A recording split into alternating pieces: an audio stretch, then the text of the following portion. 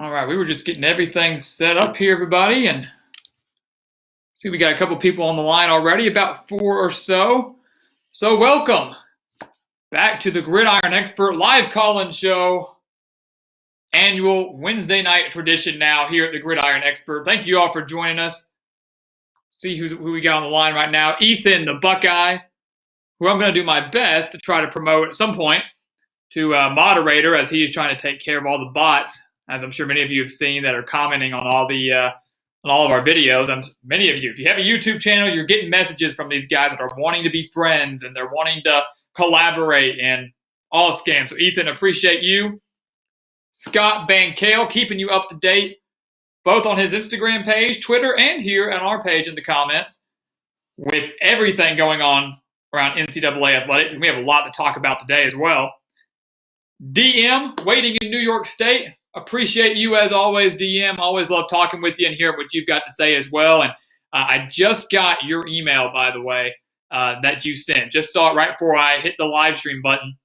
And so I will be getting back to you on that because it was a very interesting topic about Zeb Noland, who many may recall was a quarterback at Iowa State, now the quarterback or a quarterback on the roster at North Dakota State. So certainly a discussion point that I want to talk with you a little bit more about because he was a good player. You know, before Brock Purdy took over, like you said, Noland was in the running for that job. Did start a handful of games, as you mentioned. Just kind of unfortunate he wasn't able to get the job at Iowa State, and he's certainly not going to get it now at North Dakota State unless Trey Lance, of course, were to go down with an injury. So we got DM, Too Quick Basketball. How's it going? Nice to have you. Keto, nice to have you. Like me, you hate bots. Everybody hates the bots. And even on Sports Center, on Instagram and their social media, there's always some sort of bots going on down in the comments as well. It's just super annoying stuff. And John Hopkins as well. What's going on? CATS, cats, go Kentucky.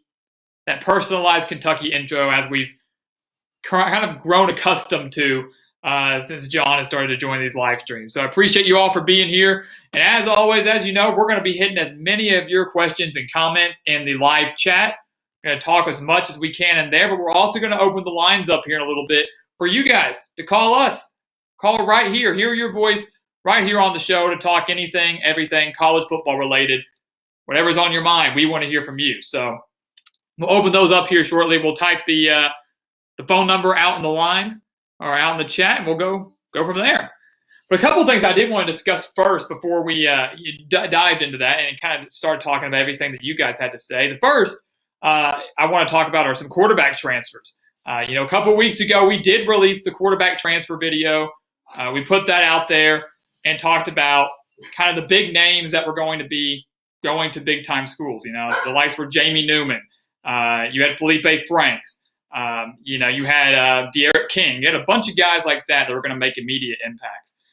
Now, the biggest one that just happened a few days ago was Talia Tagovailoa, who was at Alabama, brother of Tua Tagovailoa, and now he's off to Maryland to join Mike Locksley, where, he was the offensive coordinator with Tua for a very brief time.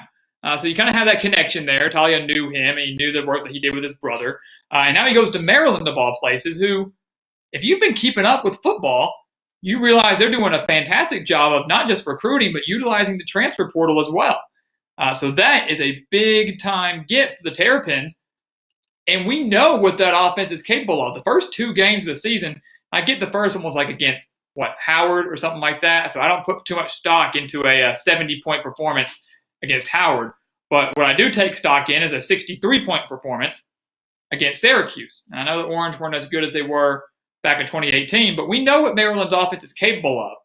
They started off hot and kind of petered out. But getting Tagovailoa, getting some big-time recruits, some of the top wide receivers in the country as well, Locksley's team's trending up, and they're trending up quickly.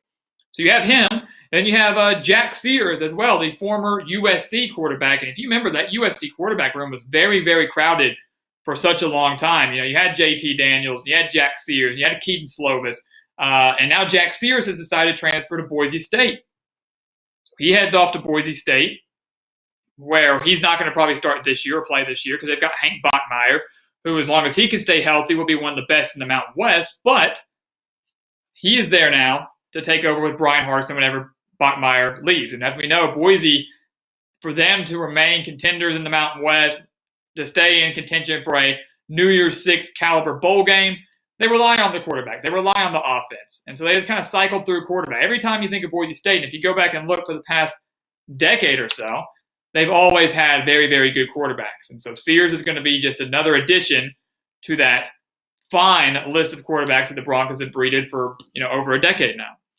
That was a couple things that I did want to kind of throw out there. As we see, we've got a couple more on the line now. Emperor of Rome, super, super nice to have you here. Keto as well. Maryland's offense might be real dangerous, just like the beginning of last season. Absolutely. I kind of want to see it. I had such high hopes for Maryland after the 2-0 start, and it's plummeted. It's very unfortunate. And Trey Drew as well. I love that question, Trey. I'm not going to forget it. What are 3 to 5 home-and-home series you wish would be set up for the near future? And, of course, I got to be careful not to be too biased on that. So, Trey, I'm not going to answer that now, but I will answer that soon, because that's a fantastic question. And I've already had a couple in my mind as well. But the second thing that I wanted to address before we open the lines, before we keep hitting a lot of the comments in the live chat, of course, COVID is still running rampant throughout the United States, around the globe. But we seem to be heading in the right direction for guys like us. The people here right now, the 9 people on here watching, and maybe the hundreds more that will watch when we end the stream, we have 2 things in common right now. And the first one is that, of course, we're all ready for COVID to end. Everybody is ready for it to end and things to get back to normal. And the other thing is that we're all major college football fans. We want college football to return. And we want it to return as normal as possible.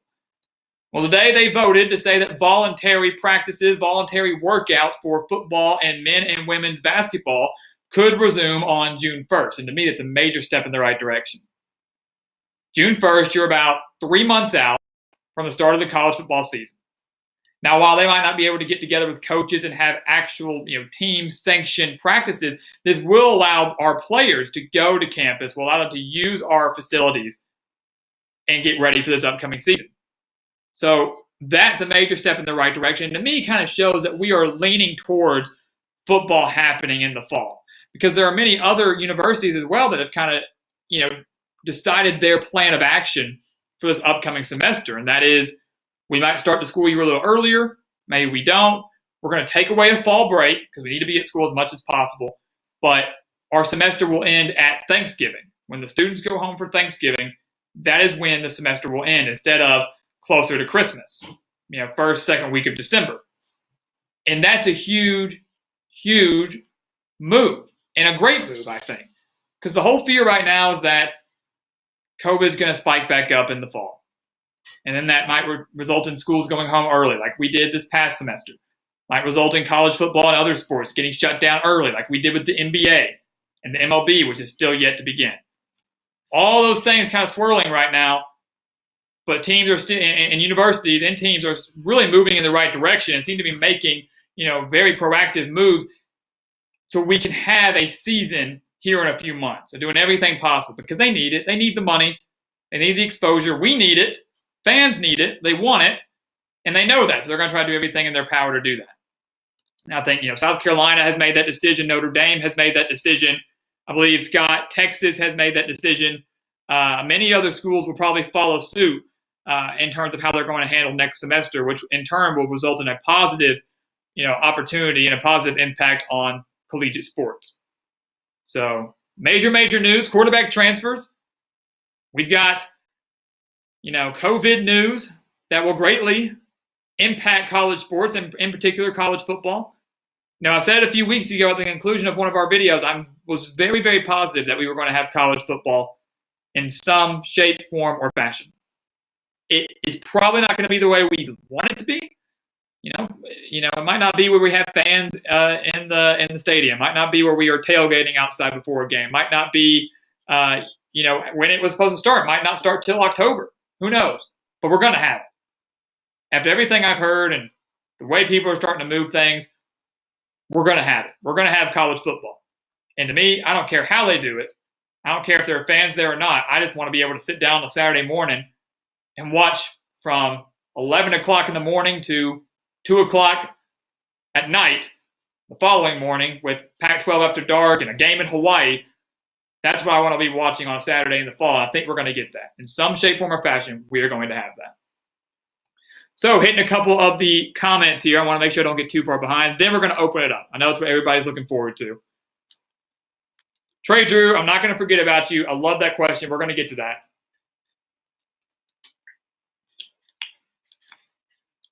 Kicking Nerd, how's it going? Nice to see you, and nice to see that you think I'm better than Kirk Herbstreit. I'm going to take a picture of that.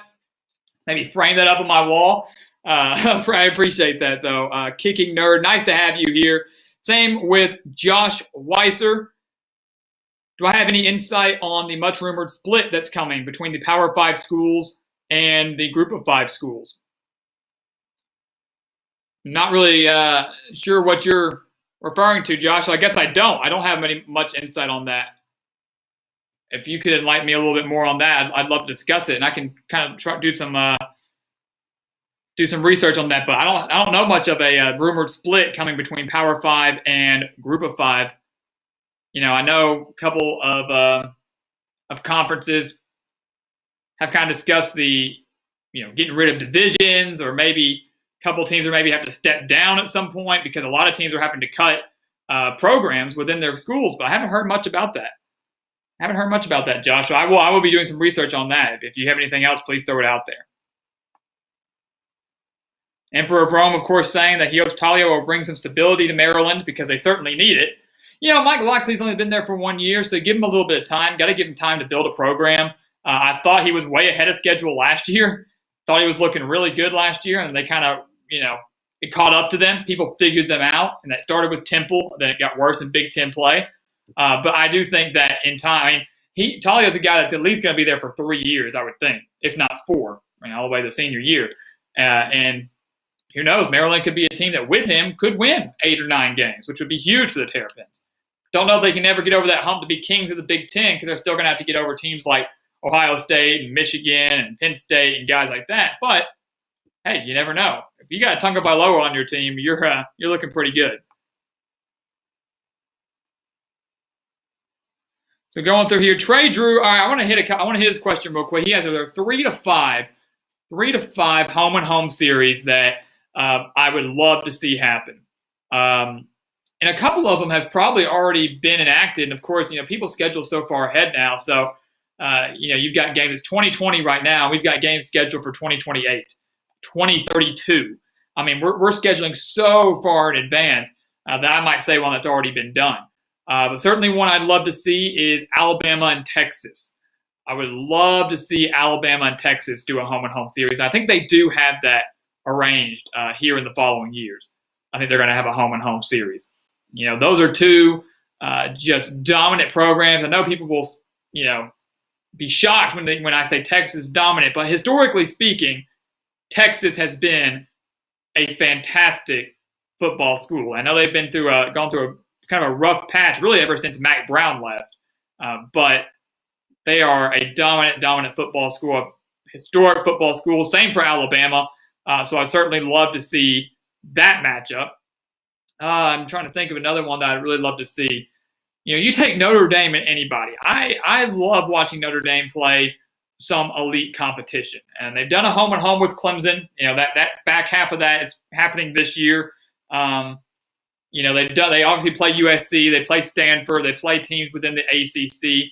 Would love to see something like Notre Dame, Penn State. I think that would be awesome. Happy Valley, South Bend. So Notre Dame and Penn State would be really, really cool. I'd love to see, I'm a sucker too for rematches as well, especially when you look at classic matchups or former national championship rematches as well. So you give me a home and home with Florida and Oklahoma. You give me a home and home with, Auburn, Oregon. You give me a home and home with Ohio State, Miami. Wouldn't that be something? Give me something like that. That's what I want to see, Even if it was a matchup that happened, 80s, 90s. They haven't played in a long, long time.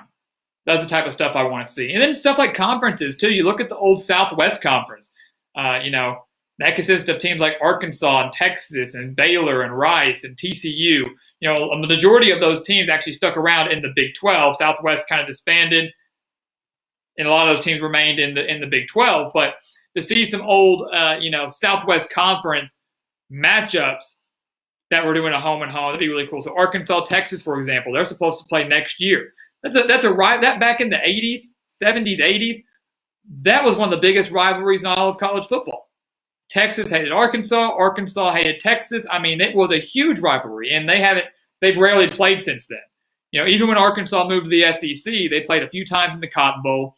They played in the Texas Bowl back in 2014. Played in 2008 down in Austin. Arkansas got annihilated in that one. But outside of that Texas Bowl matchup, they haven't played each other. Now, Texas is supposed to come to the Razorbacks next year in 2021, but kind of renewing that type of rivalry. Texas and Texas A&M. Renewing that type of rivalry, getting a home-and-home series there consistently. I think it'd be awesome. I think it'd be great. And I think the fact that we don't do that, I think the fact that teams don't continue their rivalries, they choose not to play each other that often anymore, just because they're in different conferences, I think it's pitiful to me. I think it's sad. Kansas, Missouri, even. That was a fantastic rivalry. Still is. But when was the last time they played football? 2008, 9? Before, obviously, Missouri left for the SEC. It's probably the last time they played each other. That was always a huge rivalry. So stuff like that, Trey, would be games that I would certainly love to watch home-and-home series for. I could give you a list a mile long of those. And we're starting to see those, though, Trey. We're starting to see a lot more of those because teams realize now in the college football playoff era, you have to schedule solid opponents to boost your resume. And we've seen teams that have suffered from that because they didn't schedule good teams, especially from Power 5 conferences, they could go 11-1 or undefeated. But the committee looks at their strength of schedule and they're like, it's not there. So if you schedule good Power 5 teams, home and home series, even a neutral site, but home and home is preferable. True road games are better, and you win those, it really helps your resume and helps your case of slipping into the playoffs. So Alabama's doing a great job of scheduling. Georgia is doing a fantastic job of scheduling far in advance teams that are there. And the beauty of scheduling far in advance, too, is you do not know how good a team's going to be. Right now, Alabama, Texas sounds great. But 10 years from now, is Alabama going to be any good? Is Texas going to be any good? Will the roles be reversed? And will Texas be the best team in the country? Dynasty in Austin. And Alabama's just kind of struggling back and forth. Have a good year here and there. You just don't know. You don't know when you schedule so far in advance. It sounds appealing now, but 10 years from now, it might not be at all. Just got to wait and see. It's the beauty of scheduling, though. All right, I'm going to hit the rest of these comments here, and then we're opening the lines. Mina, which Big 12 team do I think has the toughest schedule in 2020? I have, of course, not looked at everybody's schedule in the Big 12, Mina, but we've done a couple with our schedule previews right now. I think so far we've done Texas, we've done Iowa State. We're soon to do Oklahoma State and Oklahoma. I know Texas has a very difficult schedule. I think they have to travel to Oklahoma State. Of course, they've got Oklahoma in Dallas. They've got LSU in Baton Rouge. So those are all very difficult games. Trying to think of some others, right off the top of my head. I think Texas is right up there towards the top. I mean, if I'm looking at toughest Big 12 schedules, probably top 3 is Texas is up there. Just because you're playing the reigning national champs in their house, an Oklahoma State team that's going to be so dangerous on offense at their house, and then the neutral site against Oklahoma, which is always difficult. Then a couple trap games in there, too. I think at Kansas State, both teams that almost beat Texas last year. So Longhorns have got a rough test coming up for them, but the talent's there for them to finally break through and win the Big 12. All right. Keto, it'd be interesting, especially if it's a school like Ohio State. The playoff chances would be at stake if the whole staff gets infected. So, of course, we're still talking about COVID-19 here. And, of course, while it sounds positive or while it seems like we're moving in the right direction, it doesn't mean things are over. We're not done. We haven't gotten past this. COVID's probably going to come back. It's still here now. It's probably going to spike in the fall. It's just going to be a matter of how well do we handle it. How well are we planning for this? How prepared are we for that spike so that we don't have to cancel the season midway through, so that we don't have to, not have bowl games? Because I'd hate to play an entire college football season and then have it be really bad in late November, December, January, and then us not have bowl games and not have a college football playoff. I'd hate to have that. I'd hate it to be like the NBA where we played all these games. I know the NBA still had some games left for the playoffs, and then we aren't able to crown a champion. We don't want to have that in football, especially. So a lot of stuff going on there that we have to be prepared for. Dontron Plays, good to have you here. Nice to see you. And if I were making a list of the top 5 SEC quarterbacks, who would they be? That's personally, Dontron, that's something that I'm thinking of doing a video series on here pretty soon. Something that we're looking into, but in no specific order, sir. In no specific order, I would have Kellen Mond up there in my top 5. I would have Mac Jones in there in my top 5. I would have Kyle Trask in my top 5 as well. And then after that, you see some significant drop-offs. I think those are probably your top 3. Once again, I'm not really ordering them. You got Trask, you got Mond, and you've got Mac Jones at Alabama. Miles Brennan is still kind of an unknown at LSU. Haven't really seen much of him. Jamie Newman, good at Wake Forest. How will he fit into Georgia's system? Same with KJ Costello. Decent at Stanford. How will he fit into Mike Leach's system? You might throw Felipe Franks up in there in the top 5, maybe down at number 5, but just because of the experience he already has in the SEC, did very well at Florida with Dan Mullen. Now with Kendall Briles over at Arkansas, you think he could probably do something similar there, because the Razorbacks do have a very underrated wide receiver core. You might throw Bo Nix in there as well. I'm still not super sold on him, but as a true freshman, played relatively well. So that might be a top 5 list there. I wouldn't put Jarrett Garantano up there. I don't think I'd put Terry Wilson up there. Don't really think I could put Helinski up there from Carolina. John Rice Plumlee, maybe, right outside the top 5 just because of his dual threat ability. So Dontron, I think those would kind of be my top 5 right there. So you got Trask, you got Mond, you got Jones, and maybe a Franks and a Nix as well. Cole Converse, nice to have you here. How am I post-appendectomy? I'm 100%. I actually went to the doctor just the other day. How that is, follow-ups and stuff like that. 100% cleared, 100% across the board. So can lift, can run, can do just about everything I need to do now. Recovered relatively quickly. So it was certainly a wild moment, but I'm doing great now. So thank you for asking those, Cole. I hope all's well with you, and I enjoy seeing your predictions during all these schedule previews as well. All right, so we're going to kind of glance over some of these, and then we're going to open the line here. Emperor of Rome, American Athletic Conference should be a Power 5 conference. It's a better overall conference in the ACC and maybe even the Pac-12. I'm not disputing that. I think, if you took every ACC team, you took every Pac-12 team, and you had them face off against every American Athletic Conference team, at some point in time, they face off against every single one. I think the ACC and I think the Pac-12 would still win that battle. I think they'd lose a few. You might lose to Memphis. You might lose to UCF. You might lose to Cincinnati. But across the board, I think the ACC and the Pac-12 probably own that edge there. And the ACC and Pac-12, of course, had their select few of contenders. You've got Clemson, of course. You got Oregon in the Pac-12. North Carolina is on the up and coming. They're up. They're rising. You got Miami, who fluctuates. You've got in the Pac-12, Utah was pretty dang good last year. Washington was in the playoff a few years ago. So, it fluctuates, and every conference has that. But I do believe that, not only do you have to replace a conference, but why not just add the American Athletic as a Power 6?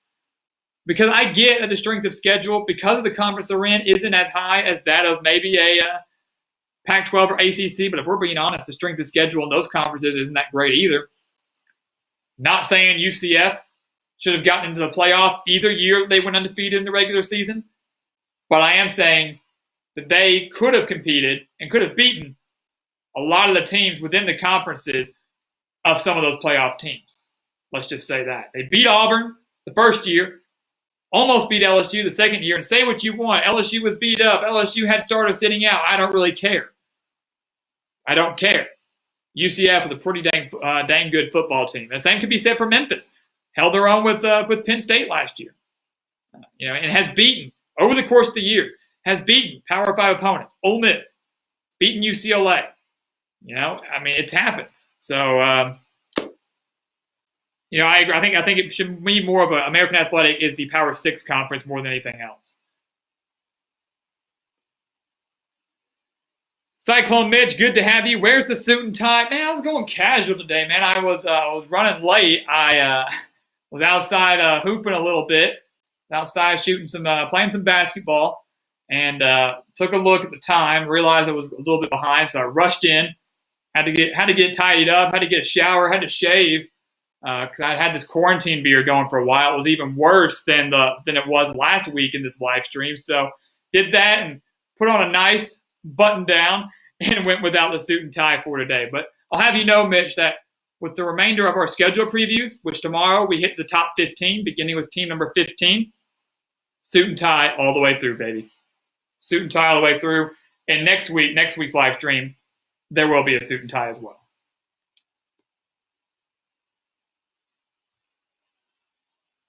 All right, guys, let's do it. I've been hitting the chat pretty hard today, just trying to catch up so I don't find myself too far behind. But let's get some calls coming in here as we've been going for about almost 30 minutes now. And, the live stream won't be as long as it has been in the past, but let's get it. Call in right here to the Gridiron Expert, 901-297-4545. We want to hear from you, your thoughts, your opinions. Whatever is on your mind, college football related, we want to hear from you. And all 20 of you right now, we thank you for joining us right here at the Gridiron Expert. Whether you are a regular here at our live stream, on our videos, or whether you are brand new, we are thrilled to have you. All here for the same reason, for our love and our passion for the game, for college football. So once again, 901-297-4545. Right there at the bottom of the chat. You can give us a call and we can hear from you. And we will do our best to kind of monitor both of the chat and the phone calls as well. So we're getting our first call right now from Rocky Mount, North Carolina. Get him on speaker here. All right, you are on the Gridiron Expert. Who do we have with us? Hello? Who do we have tonight? I go by Wolfcountry in the YouTube chat. Okay, awesome. All right. Well, hey, nice to have you. How you doing? Good. You?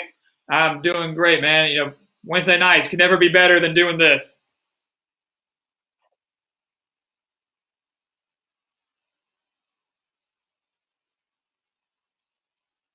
You still with us?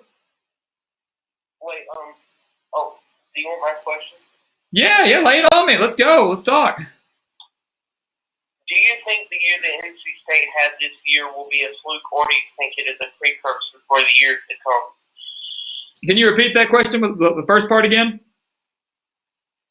Do you think the year that NC State has this year is a precursor for the years to come, or is it just a fluke? It's a good question. NC State, we talked about them last week a little bit and the job that Dave Doran has done with the Wolfpack.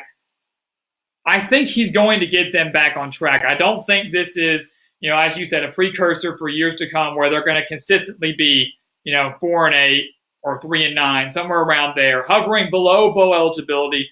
I don't think that's going to be the case because I certainly don't think he's going to allow that. What we have to realize what happened last year was North Carolina State lost so much talent. And when you lose a quarterback that was as good as Ryan Finley, you're expected to take a step back. And they had so many questions at the quarterback position. They lost a handful of solid defensive starters, even though the defense was supposed to kind of be the strength in 2019. But no, I don't think this is a precursor for the years to come. I think they might be in for a similar year this year. I'm not predicting anything yet. That'll come later.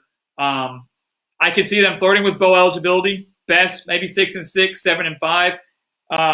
Some say Doran's on the hot seat going into this year, and I can't believe anybody would say that, considering he had, I think, back-to-back 9-win seasons just a few years ago.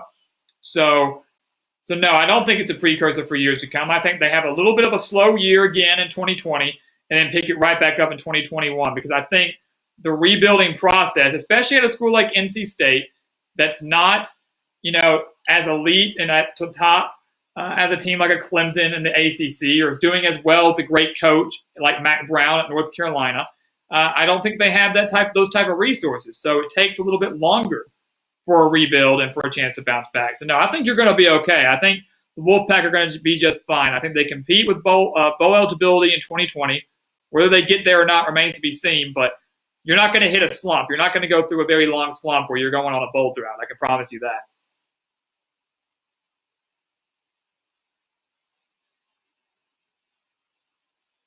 Thank you. You got it. Appreciate the call. All right, so that was talking North Carolina State football.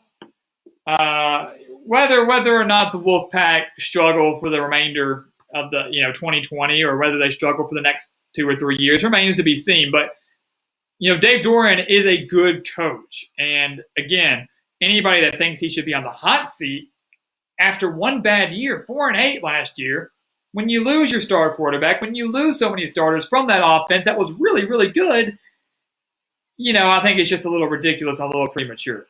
So things are certainly, I think, going to be trending in the right direction soon for NC State. No need to worry there. So hitting back to the chat until we get our next call here. Once again, 901-297-4545. And yes, as Cyclone Mitch is saying, please, please, please hit that like button. Helps us out more than you know. That thumbs up button, so easy to press, doesn't seem that important, helps us out big time. Huge. So hit that like button, get those likes up. We got 23 on the line. Let's shoot for 10. Let's just shoot for 10 likes right now. So we greatly do appreciate that. And Deion Thacker, is this the Alex himself? Yes, it is. Yes, in fact, it is. Believe it or not, in the flesh, Deion. Good to hear from you. Hope you're doing all right. We need to try to get the 3310 together here soon. So, but thanks for joining us, if not just for a little bit. Once again, appreciate the support and hope you're doing well. In fact, it is me, myself.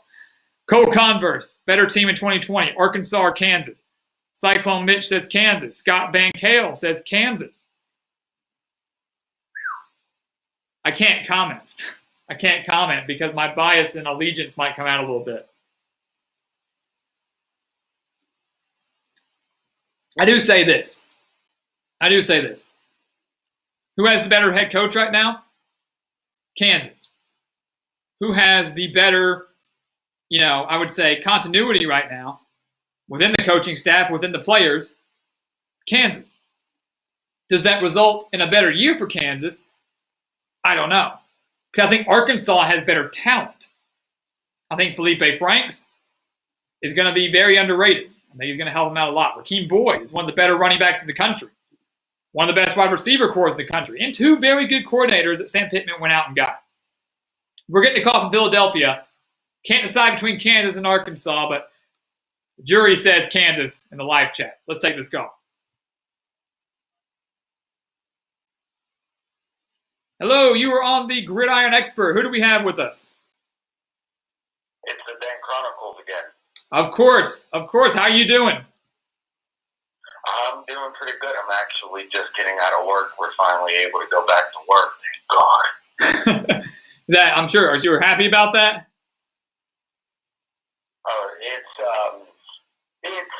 It's pure hell right now because now that everything's back open, we're doing mass cleaning. Like everybody can't, and you have to stay 6 feet apart, which is impossible. So we're just making do with what we got.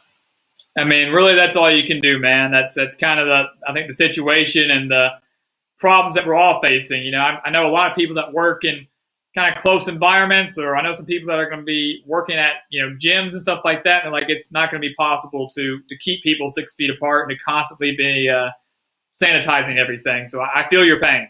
It's actually going to be even more dangerous health-wise for us to constantly spray everything. I mean, because I already have upper respiratory issues enough as it is with all the health issues that I have. So it's just making it worse. Sure, I well, be careful out there because seriously, I mean, stuff like that, it makes you a little more susceptible to this virus. So, you just got to proceed with caution. So, well, let's not talk about anything too depressing in terms of COVID. What are we talking about today? So, usually know that I'm a huge Pittsburgh Panthers fan, and after doing a little digging and rewatching highlights of last year's game, like I originally had hopes that this team can go 10-2. Sure. But past history will show that most likely will not happen.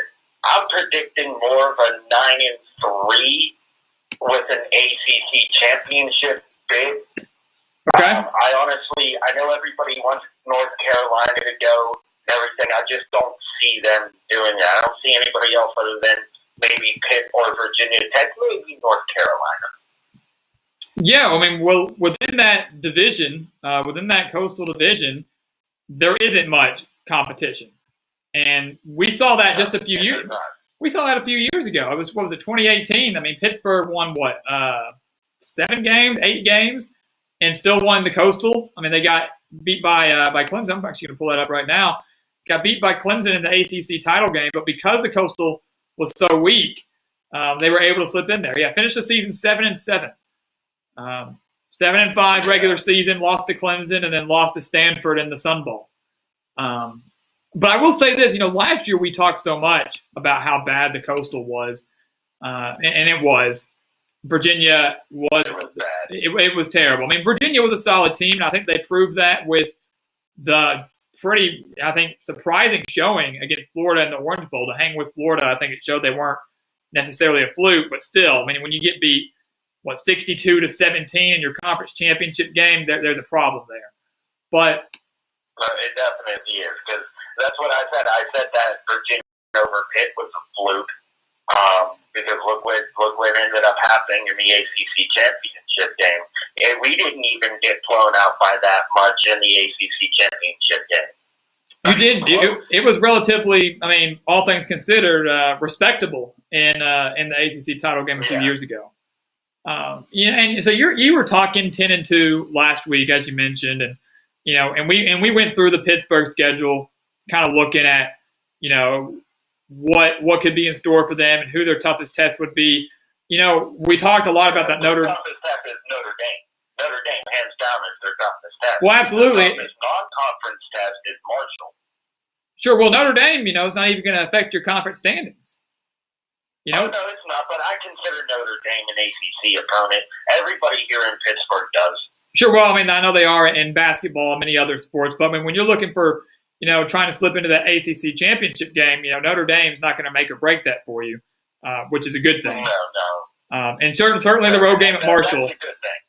And but that's definitely a good thing. Your schedule for Pittsburgh lines up very, very favorably. And for those of you that don't have it in front of you, take a look at it.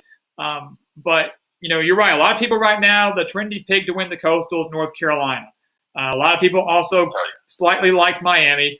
Or Virginia Tech. Miami just because of De'Aaron King, and because Virginia Tech because of the amount of experience they returned. I mean, one of the most experienced teams in the ACC.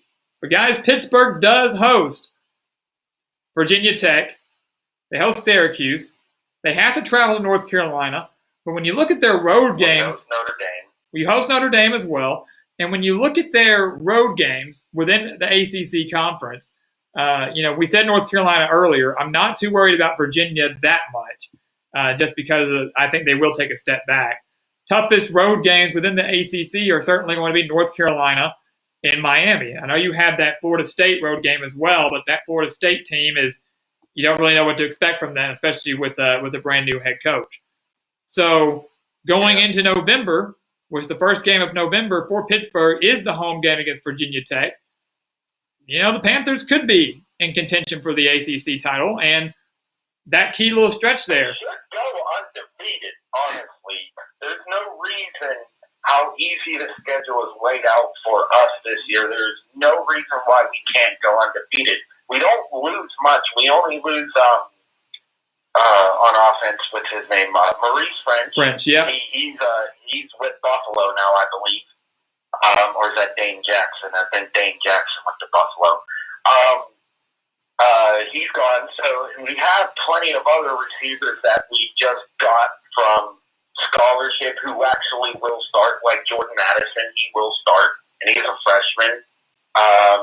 We got somebody from Canada, and then we also got our 6'7", 300-pound defensive tackle, Bronson Taylor from Ohio. Right. Yes. Yeah. So we have the talent. We lose nobody on defense except Kylan Johnson, the transfer we had from actually, ironically, Florida. Right. Well, and that's once again the thing is we mentioned Virginia Tech and the experience. We mentioned UNC being the favorite. Pittsburgh is potentially that sleeper team, and I genuinely think that with the way your schedule is laid out, maybe you lose to Notre Dame, maybe you don't. Who knows? Once again, not going to affect your ACC standings in any way. Your championship run, whether or not you win the Coastal or not, will be determined in a 2-week stretch, and that is the home game against Virginia Tech and the road game in North Carolina, which you have in back-to-back weeks. Yeah, a lot of people have us losing that Duke game, and that just irritated me. Because we have Duke at home, and there is just no way with how much they lost last year that they're going to be able to do anything they did this year. I think a lot of people are hopping on the Chase Bryce train. I think a lot of people with him coming over from Clemson, they like him a lot. They like the idea of David Cutcliffe working with him because he's always producing very good quarterbacks. But I don't know if that's going to happen this year. Bryce might give him a little bit of a spark to flirt with bowl eligibility. But I think if you're going to see a big step in his game, it's not going to be this year. It's going to be in 2021. They've only beaten us once since we joined the ACC, so I don't see them beating us anytime soon. I mean, the North Carolina game, I am very concerned about that because if you look back, we've never lost to North Carolina by a touchdown. Yeah, I mean that's true. Last year was a thriller between y'all as well. I was actually there at that game, and I froze my ass off. If I'm not mistaken, that was one that went to overtime, am I right? It did. Well, what made it worse is what happened during the Steelers game with the Browns and the Steelers, that big, huge helmet fight thing. Yes, of course. Yeah, who could forget? That happened the same night. So that completely took the spotlight away from us. But it was a fun game. That was actually the only Panther game I've ever been to. Really? Wow. With you being a bigger fan, I would have thought there'd be more. I've been to dozens of Marshall games. I've been to Penn State, Arizona State. I've been to UCLA games. Wow. I've only been to one big game. Wow. We got to get you over there more. We got to get you more to support your team. Oh, definitely. But enough talk about Pitt because I can be biased. There's a couple of other teams that I wanted to mention out of conference, Big Ten, and what conference is Washington in? The Huskies. Just my thoughts on Washington? Yeah. What conference is Washington in? Are they in the they're Pac-12? Pac-12. Okay. Me personally, in the Big Ten, I honestly see. I see Ohio State. They should honestly. They should be at the top of the Big Ten like they usually always are. I don't really see Penn State giving them that much of a run for their money. With KJ Hamler gone, that's Penn State's entire offense gone. Well, I would have to disagree with that. I mean, as Hamler was, as good as he was, the speedster that he was, you get Sean Clifford back at quarterback. You get Journey Brown and Noah Cain back at running back. Hamler, huge loss at wide receiver, but then they get Pat Fryermuth as well, who's one of the best tight ends in all of college football. So I think, while that is a big loss, absolutely, I wouldn't say that's their entire offense. I still think the offense is going to be pretty high up there in terms of points scored per game and explosiveness as well, enough to compete with Ohio State. Because you got to remember that game is in Happy Valley this year. Yeah, that is true. That game is in Happy Valley. I only live 2 hours away from Beaver Stadium too. Well, if I were you, I might be trying to book a ticket. If they allow fans, trying to book a ticket to that one. 'Cause that's going to be the whiteout game, and would certainly be one that's high up on my list. Well, I wanted the Pitt to keep playing Penn State because they're only 2 hours apart. There's just no reason why we should not be playing Penn State every year. They should. And we're getting a call right now, so I want to make sure I get him real quick. I'm going to put him on hold for a second, and I'll come right back to you. Call from. All right, we're going to put you on hold for 1 second.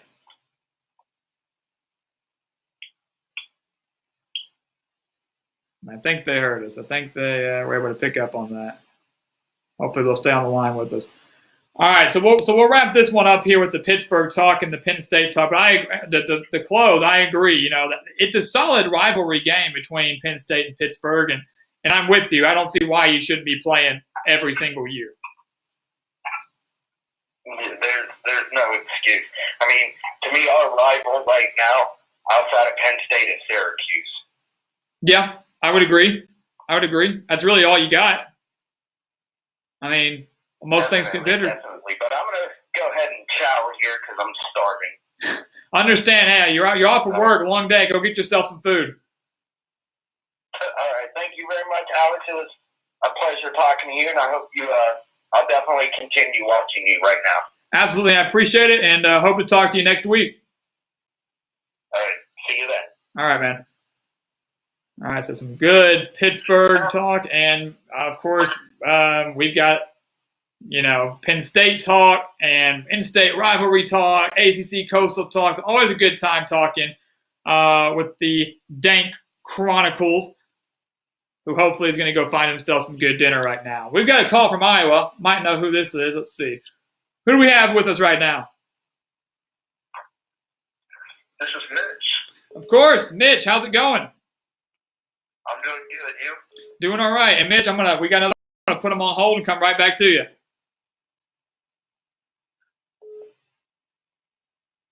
Call from. Hey, Sam, I'm going to put you on hold for a second while we talk with Mitch and get right to you. I don't know. All right, Mitch, we're back. How's it going? I'm doing good. You? I'm doing great, man. I'm so good to see you. I'm trying to go through the chat as well, and I'll make sure to hit all your comments in there as well here in a little bit. Yeah. So what's up? What are we talking about today?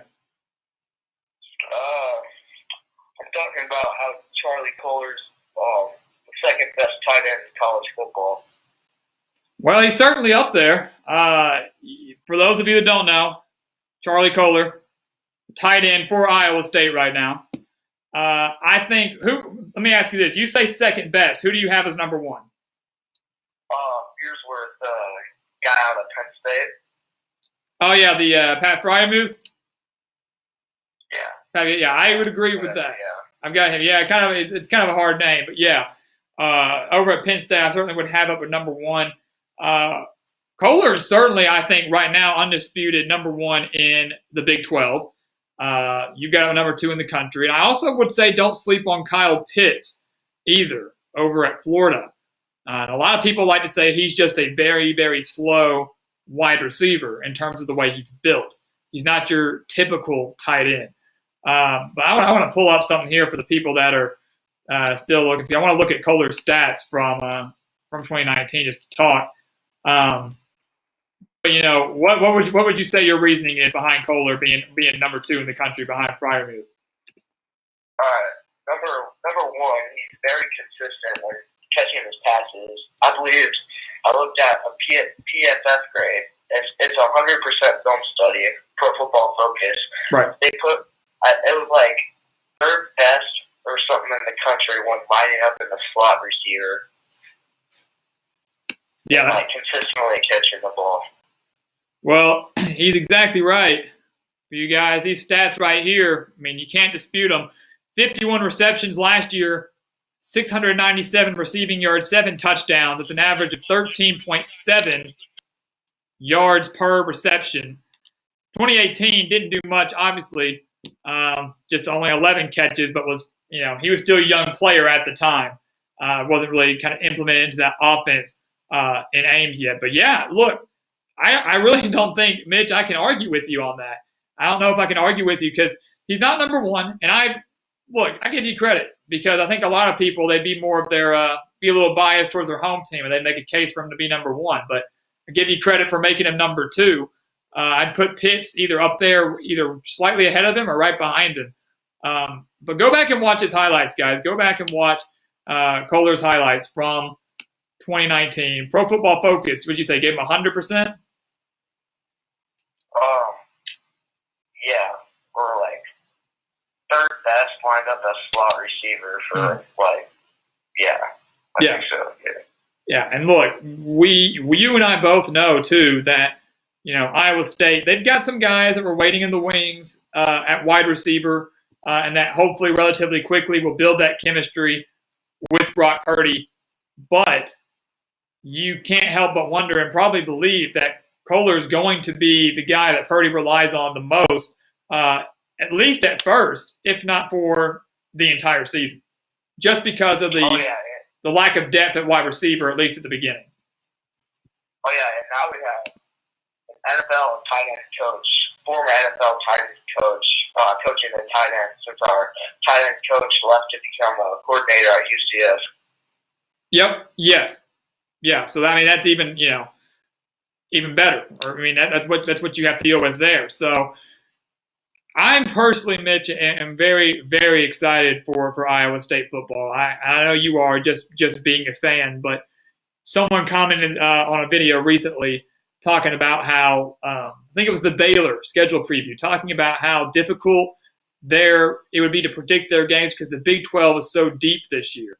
And it's true. There's not, towards the cellar, you've got your Kansas. You might throw a Texas Tech down there or West Virginia, guys that are dealing with new coaches. There's not one team that you can look at on a Big 12 schedule and say that's going to be an easy win. And while many would say that's, bad, I think that actually plays into Iowa State's favor because they still got tons of experience. And if someone like an Oklahoma or a Texas or a TCU or whoever slips up and Iowa State either beats them or just takes advantage of those slip-ups, you're going to be in the Big 12 championship without a doubt. Oh, yeah, definitely. And honestly, I cannot wait for Iowa State to play at Austin this year against Texas. I can't wait. That's going to be Purdy's redemption game for what happened his freshman year because he got his butt kicked his freshman year. He did. I cannot wait to see how he plays against them. Well, that's going to be very telling, too, just to see, how good is Texas going to be at that point. But regardless, Austin's not an easy place to play, and you've got to, like you said, he got his butt whooped there last time. Can't help but wonder if there's going to be a little chip on his shoulder going into that game, especially, they beat Texas last year, 23-21, if I'm not mistaken. And, can they make it 2 in a row? Austin's tough to play in, but as we've seen, even under Tom Herman, it's not impossible to win there. Tons of teams have done it, or tons of teams have come very close to doing it. And I think if there's any team that could do it this year, certainly within the conference, it's certainly Iowa State. Oh, yeah, definitely. And I hope our kicker, Connor Asali, kicks another game-winning field goal versus them. Man, that would just be like deja vu. Texas would have to deal with that crap all over again. Yeah, it'd be awesome. And especially because I hate Texas, too. Sure. I'm not surprised that you do. I'm sure the majority of the Big 12 does. And I think the majority of the country does. I think, the Texas Longhorns are almost the equivalent to me of the Dallas Cowboys. I don't think it's any coincidence that they're residing in the same state. Yeah. And my other thing was Jimmy Pollard's looking at just filling our athletic director, Iowa State's athletic director, is looking to fill up half the stadium this year for home games. Yeah, well, you said he is looking to fill half of it up? Yeah. Yeah. I don't have an issue with that. Look, I think every athletic director is going to want to try to do that, Mitch. I think in some way, because even if you fill it up just halfway, or 30% or 30,000 or however you want to do it, anything is better than nothing. Any ticket sales are better than none. When you've got people in the stadium, that results in merchandise sales. That results in concession sales as well. They need this money. The colleges, the universities, the programs, they need this money. And I think that pretty much every college and every program in the country is going to try to find a way to get fans into their stadium. It might not be full capacity, and you hate to see that for big games. Like the Oklahoma game, for example. You're going to be hosting that this year. More than likely, that would have been a sold-out game. But, odds are that you're not going to be able to get that type of environment and that type of atmosphere because of COVID. Same with, look at like a Penn State, Ohio State, with Happy Valley in the whiteout game, or Oregon in week 2 against Ohio State. Those type of atmospheres, those type of big-time games that have a playoff-type feel to them, aren't going to have a sellout crowd like they should. But I think anything is better than nothing. Any fans are going to be better than none, not just because it helps the atmosphere of the game, but because it brings in revenue for the school as well. So I fully support that decision, and I personally don't see anything wrong with it. Yeah, did you see what Arkansas is looking to do? I guess I have not. What was their plan? I think their plan is to everybody wear a mask and then have like the tickets on your device and not paper tickets. Well, a lot of even NBA games. I've been to a couple NBA games lately, and they do that. You kind of store your tickets on your phone, Apple Wallet or whatever, and they just scan them with the QR reader. And that's a great way, prevent the spread of germs, prevent someone from ripping off a stub and handing it back to you. That's one great way of doing it. I think a lot of people should be moving that way anyways. The masks, that's idiotic to me. And I hope that people don't move that direction. I hope Arkansas doesn't go that direction. I hope no other school does that, because first off, there's no way you can control that. As soon as I step foot and find my seat in the stadium, I'm probably going to take that mask off, and there's no one that's going to make me keep it on. Yeah, I agree. It should be your choice, if you should wear a mask or not. If you have pre-existing conditions or anything like that. Exactly. That's exactly how I feel too. Or if you're just nervous about it, pre-existing conditions, or if it makes you feel better, or however you want to go with it, wear a mask, wear gloves. You can walk into my stadium, walk into a game wearing a hazmat suit for all I care. But I can do what I want. You can do what you want, and just go from there. Because at the end of the day, you can't control people when it comes to that, and you certainly can't do it when it's hot. Especially down here in the South, you got a season opening game, or maybe a game in a dome. You go to the nice, Mercedes-Benz in Atlanta. You got a bunch of people wearing a mask in there, crowded in together. It's not going to end well. I can promise you that. So interesting concept, but I think that's set up for failure. Yeah. Well, Mitch, man, I appreciate you calling in. Always a pleasure talking some Iowa State football, and this COVID stuff. I feel like we're going to be in a cycle with this for at least the next few months. But always a pleasure talking to you, man. Oh yeah, good talking to you too. Absolutely, man. I'll try to catch you next week. All right, see ya. All right, man.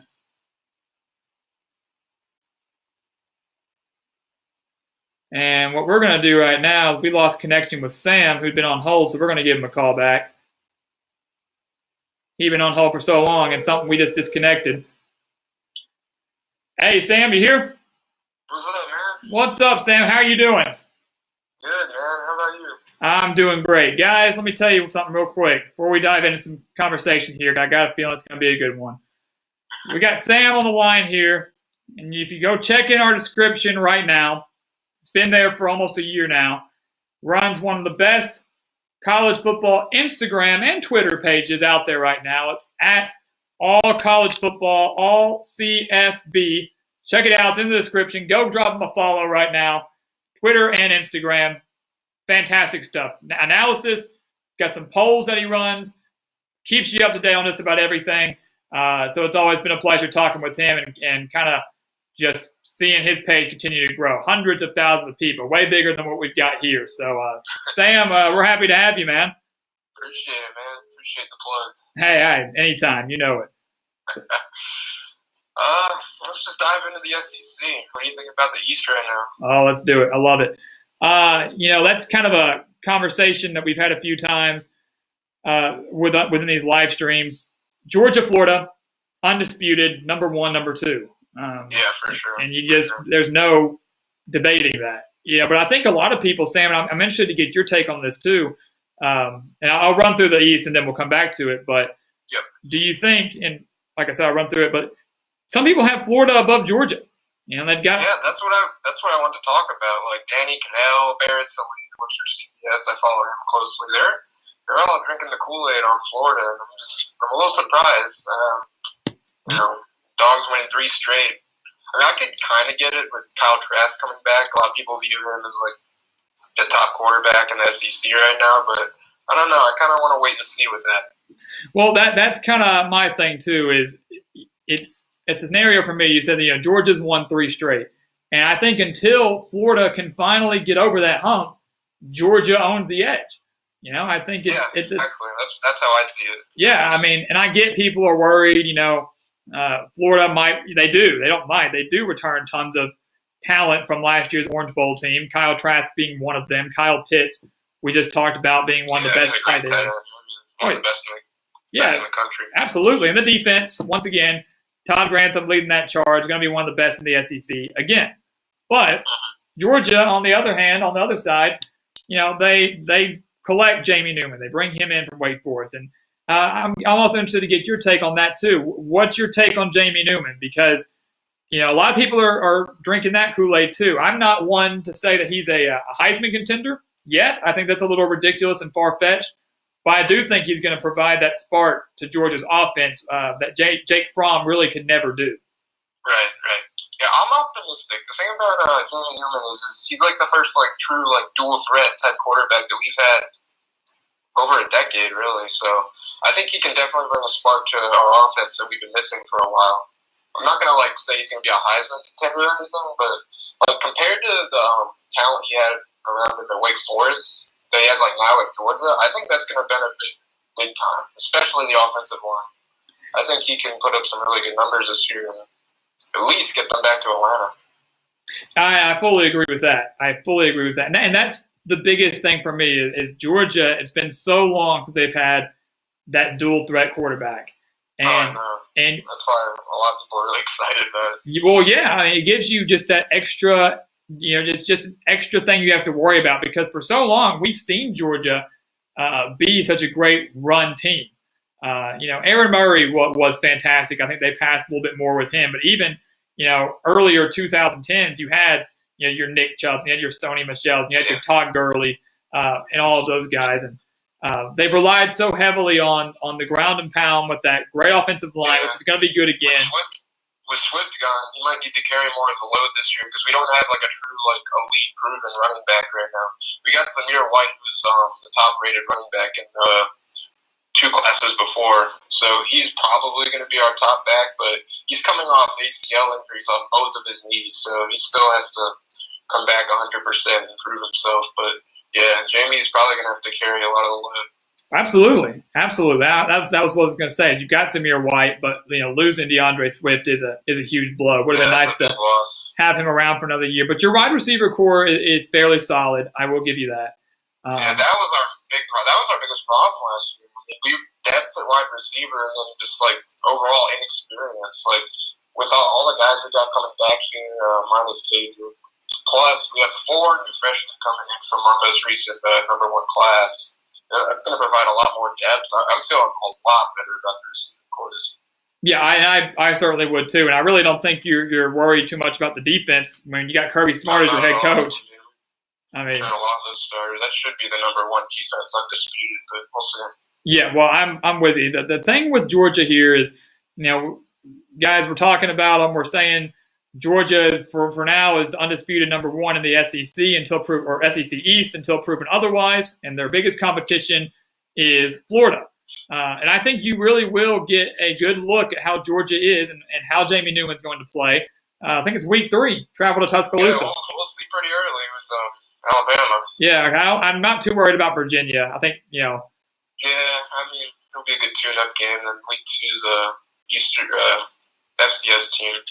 Exactly. I mean, you take care. East Tennessee or something. Oh yeah, I think you're right. I think it is East Tennessee. So Virginia should be a tune-up game. Power 5, it's great.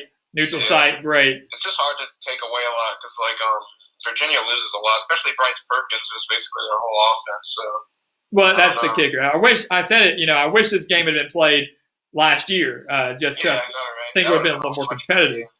But yeah, I think Georgia's your number 1 until proven otherwise, and maybe Florida jumps them. The game being always played in Jacksonville. I will say this: the reason some people are drinking the Florida Kool-Aid is I think their schedule is a lot easier than Georgia's, in my opinion, because they don't have to face Alabama, for example. I think their crossover is like Ole Miss, which is on the road, but just kind of difficult. But I mean, compared to say Alabama on the road, it's a lot easier. Absolutely, yeah. It's Ole Miss, and of course you got Auburn for Georgia every year, which is a tough game, but they've done pretty well against them.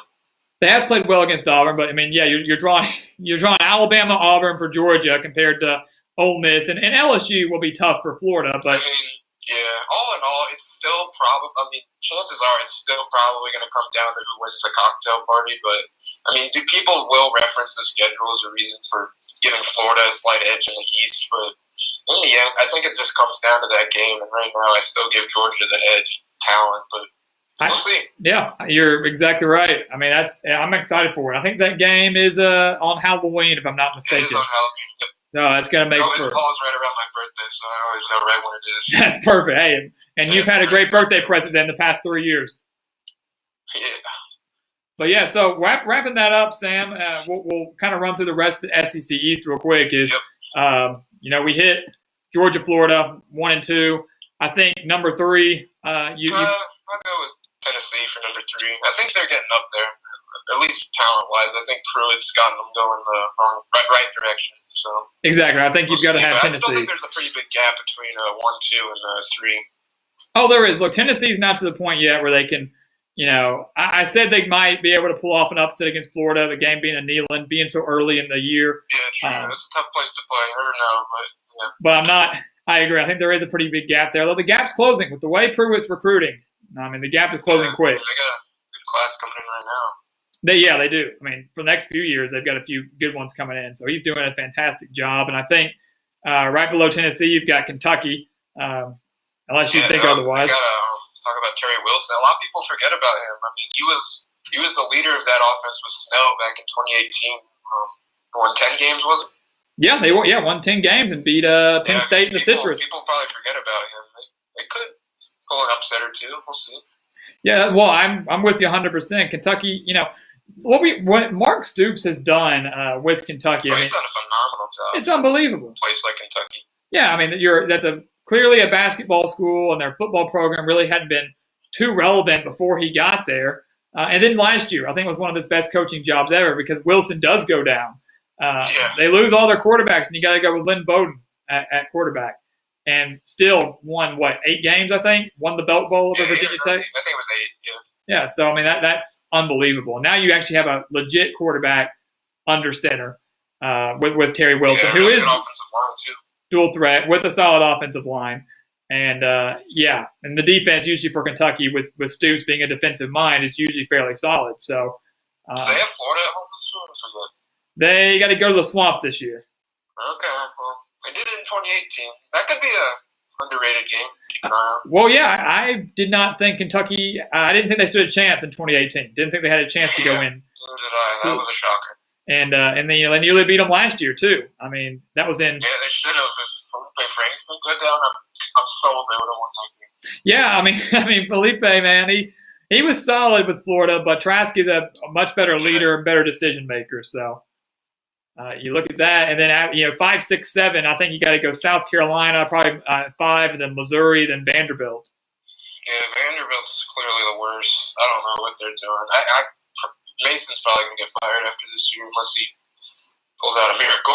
Yeah, he pulls a rabbit out of his hat. Because I mean, honestly, I can't believe he's still there. I really thought. I'm shocked they didn't fire him. Honestly. I don't know why they haven't. He's made, I think, 2 bowl games in 6 years. No winning seasons. Yeah, no, he's lost both the bowl games, no winning seasons.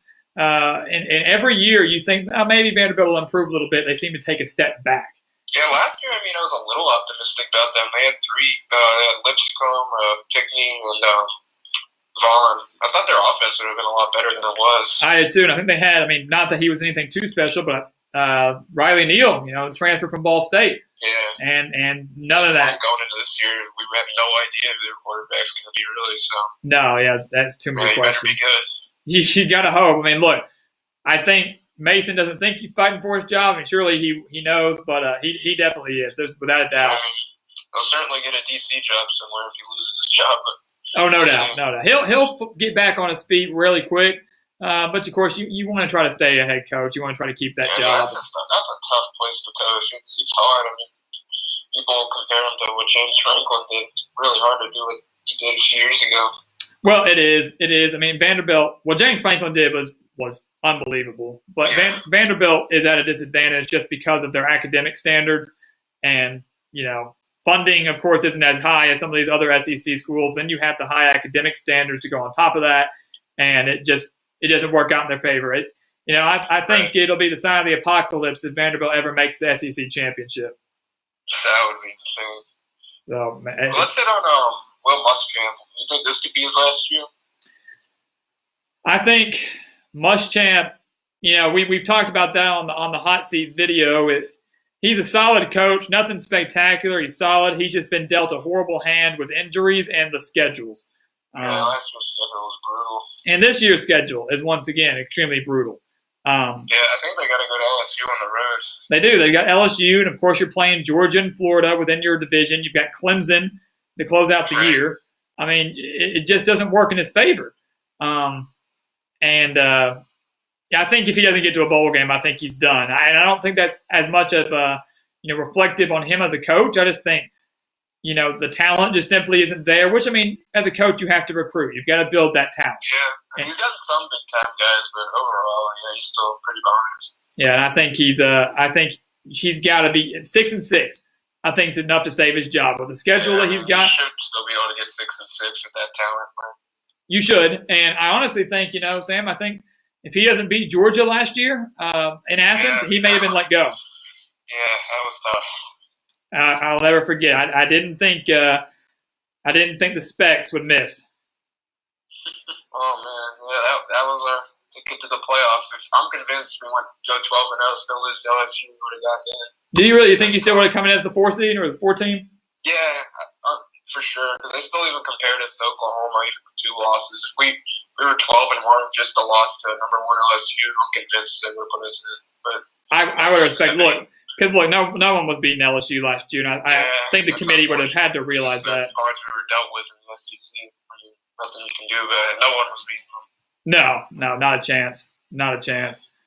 Man. Well, Sam, man, I appreciate you calling in, man. Always fun talking some SEC ball with you. Sure, and hey, next week call back and we might just switch over and talk about the West. Yeah, for sure. Be glad to. All right, man. Well, hey, take it easy and keep up all the great work on your end. Yeah, for sure. You too. All right, man. Talk to you later. Yeah, so that was Sam out of Georgia. All college football on Instagram and Twitter. Once again, that's down in our description at all CFB. Fantastic news analysis, fun polls, hypothetical, scenarios, anything you want from a college football fan base and from a college football standpoint. He brings it to you both on Twitter and Instagram. So go drop him a follow. Fantastic stuff over there. Always a pleasure talking with him. So Sam, once again, thank you for calling in. Let's hit the chat for a little bit. I have neglected the chat. Phone was blowing up. Got to take the calls. But let's take a look here. It's been a while. George Stice, first off, if you're still here, so happy to have you. Super, super happy to have you. I appreciate the comment about the haircut. I desperately needed one. I like the shave too.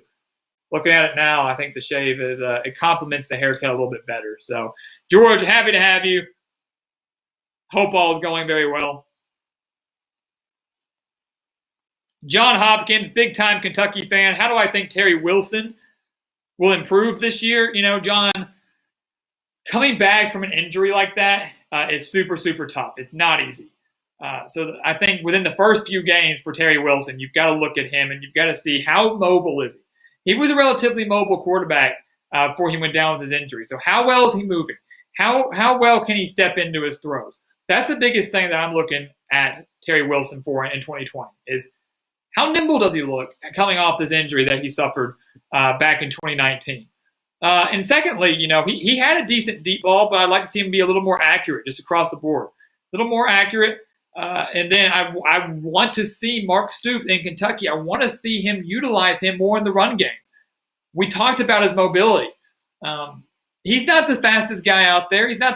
He's no Cam Newton or anything like that, but he has the talent and the speed enough to line up and do a read option and pick up a first down or within the 5-yard line. If you're, first and goal, second and goal, that RPO, Wilson can utilize that. So I want that offense to kind of step it up and utilize his whole range of talent, John, and I hope they do that. And part of that's on the coaching staff making those decisions, but part of that's on Terry as well. So I'm very interested to see how that all plays out. Scott Van Kale, what's my favorite football movie? I'd love to hear other people's takes on this as well. What your favorite football movie is. Mine is Remember the Titans. I think that has to be up there as probably my number one football movie. Such a good story, such a good movie. You could watch that over and over and over again. So Remember the Titans was fantastic. Of course, Rudy is a classic. I think When the Game Stands Tall, that was a really good one too. So there have been tons of great football movies over the years. But I think Remember the Titans is still up there as number one for me. Boston Bevo, hoping everyone is fine, so thank you for that. Hook 'em horns. You won't see me do that very often, but hope you're doing well, Boston Bevo, and hope you're still with us here right now as well. So I'm going to try to kind of keep moving through this chat here, so forgive me if I miss anything here. DM, James Madison plays North Carolina. Interesting in relation to North Dakota State at Oregon. We could have two major FCS over FBS upsets. And DM, I think that is a fantastic question and such a cool scenario if it could happen. He's right. Season opens with North Dakota State playing at Oregon, the reigning FCS national champions, taking on what should be a top 10 team that just won the Rose Bowl. To an outsider, that game looks like an easy win for Oregon. It's not. Trey Lance, one of the best QBs in the country. Oregon, dealing with a brand new quarterback and a brand new offensive coordinator and a game in week 2 against Ohio State. Could they overlook that game? Yes, the first game of the season. We're glad to be back. But maybe we can have a couple errors in here, still escape with the win, and then we'll really buckle down and get focused for Ohio State. Can't do that. You can't do that against North Dakota State because if you do, you will get trampled by the Bison.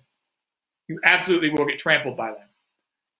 So, that is a game that I'm very excited to watch. And one that could very, very well result in an upset because North Dakota State has done it countless times. And before someone says, oh, well, they haven't really beaten anybody that good. Yeah, they've beaten some FBS teams, but they're just mediocre. It was not too long ago in 2016 when the Bison went into Kinnick Stadium, one of the toughest places to play in the country, and beat then number 13, Iowa, out of the Big Ten. So you can't say that they haven't beaten anybody good because they have. They're the reigning champs with one of the best QBs in the country who is extremely mobile and to me has a better situation on the offensive side of the ball than Oregon does right now. Plain and simple. And then you got James Madison taking on UNC. I believe that's in week 3. And here's another thing you have to keep in mind there. North Carolina opens the season at Central Florida. Week 2, they go to Atlanta to take on Auburn.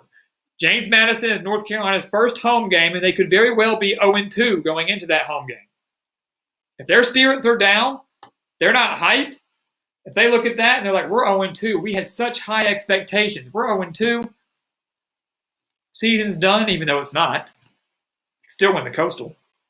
James Madison, the Dukes might walk in there. Keep in mind, James Madison was the team that lost to North Dakota State in the FCS National Championship. So they're just as good. Close game, I should add. Maybe they go into Chapel Hill and pull off the upset. Maybe they do. Maybe North Dakota State or maybe North Carolina is 1-1 or 2-0.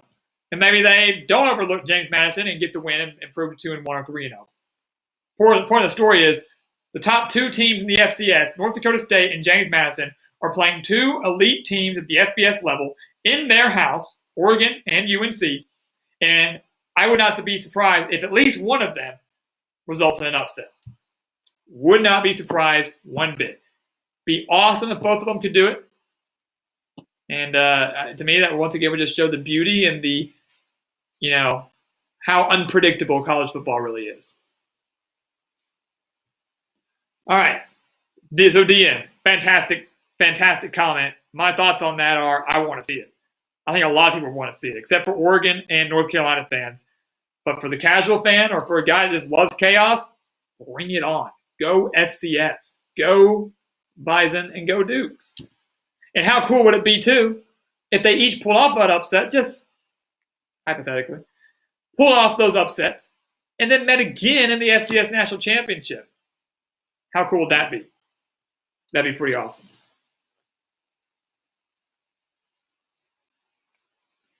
Continuing to scroll through the comments here, because I am far behind. But to everyone that called in, I appreciate it because we had some really, really good discussion.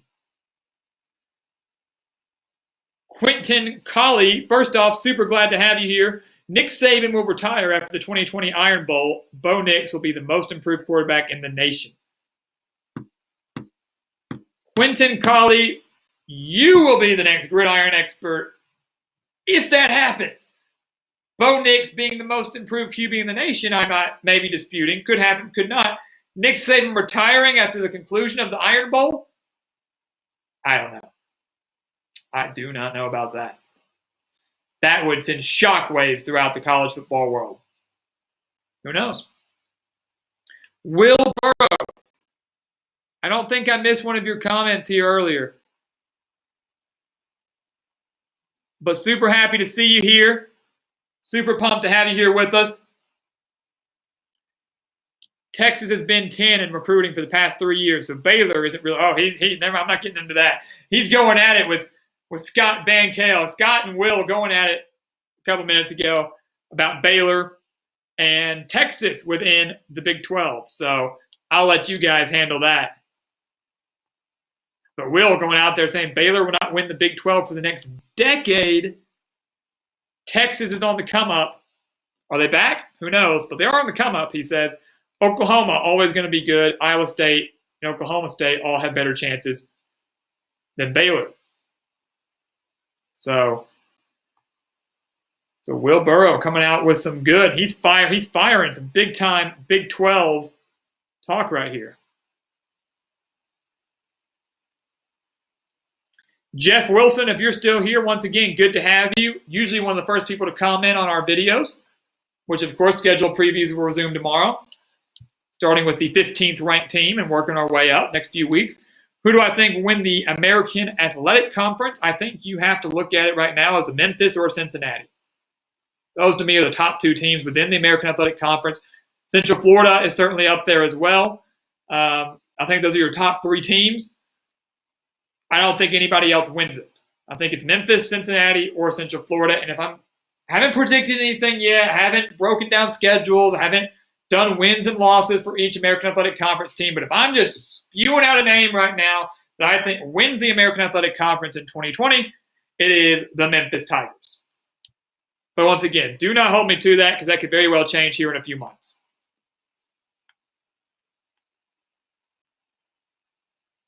I like this question too. Emperor of Rome. Pick a team to join the SEC and pick a team to leave the SEC.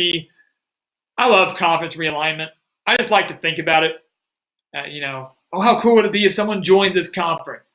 And then we got rid of this team. Or maybe we add one to each division. So instead, now the SEC has 16 teams. What makes sense geographically. Emperor of Rome, There's so many teams I want to see in the SEC, but I'll tell you what, one team that I think would make sense, geographically wise and historically, you remove Vanderbilt. Vanderbilt helps the SEC academically. If you're looking at it from the Southeastern Conference grading, in terms of academics, Vanderbilt's top of the list. They're winning the SEC about every year. They're not really contributing much football-wise. Basketball, every now and then they have a good year. They're very, very good at baseball. But if you're looking at it from a solely football standpoint, you remove Vanderbilt and you replace it with a school that is somewhat similar academically, used to be in the very old SEC historically. It could still maintain playing one of their rivals, and that's Georgia Tech. You take Vanderbilt out of the East, you put Georgia Tech in the East. Georgia and Georgia Tech can still play each other every year like they do at season's end. Georgia Tech is a fantastic academic school geographically. Makes sense, still in the South, right in Atlanta. Don't see anything wrong with it. Still two teams within the state. You got two teams in Alabama that are in the SEC. You got two teams. You used to have two teams that would have been in Tennessee and Vanderbilt. Now you got two teams that are in Georgia and Georgia Tech. That makes sense to me. Is that who I necessarily want? No, because I'd like to see more expansion. I'd like to maybe see one in the West, one in the East. But I think that is a logical choice, Georgia Tech in replacement of Vanderbilt. So fantastic question. And once again, guys, make sure to hit that like button as Scott is reminding you, as Mitch has reminded you. Greatly appreciate that. Every single like counts. Every single comment when the stream ends counts. It goes a long way and helps us out big time. So we'll definitely appreciate that. Hit that thumbs up button. Helps us out more than you guys know. Hunter Shin, super glad to have you. And hit me in the heart saying Memphis should join the SEC and Arkansas should leave it. Although at the same time, I'm not opposed to seeing Arkansas maybe join the Big 12 or kind of forming a similar Southwest Conference. I'd love to see Arkansas play Texas and TCU and Oklahoma and Oklahoma State. Some of those teams, Texas Tech, a lot of the teams they used to face back in those old Southwest Conference days, I think Baylor even, I'd love to see all of them face off again. It was interesting to see Arkansas move back to the SEC. I believe back in 1992 or 93 is when they made that move, if I'm not mistaken.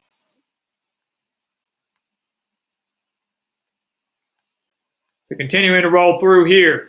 Keto, who agrees with me that Akron is winning the national championship? For Rome says Zips for life, and I'm going to be a Zip for life when they finally hire me as their head coach. Maybe when that happens, maybe they will win a national championship. Extreme Kane, nice to have you here. Hope you are doing well. Super glad to see you. And Ethan, the Buckeye, keeping us up to date on NASCAR news as well. So good stuff here. Good stuff keeping us up on NASCAR. I watch it every now and then. Watch it on occasion. Got to do what you got to do now this time without sports, though. Mr. Johnny D. Do I think Maryland will turn up with some of their recent recruiting and Talia Tagovailoa? Without a doubt. I can't remember his name. I believe. Let me double check on that.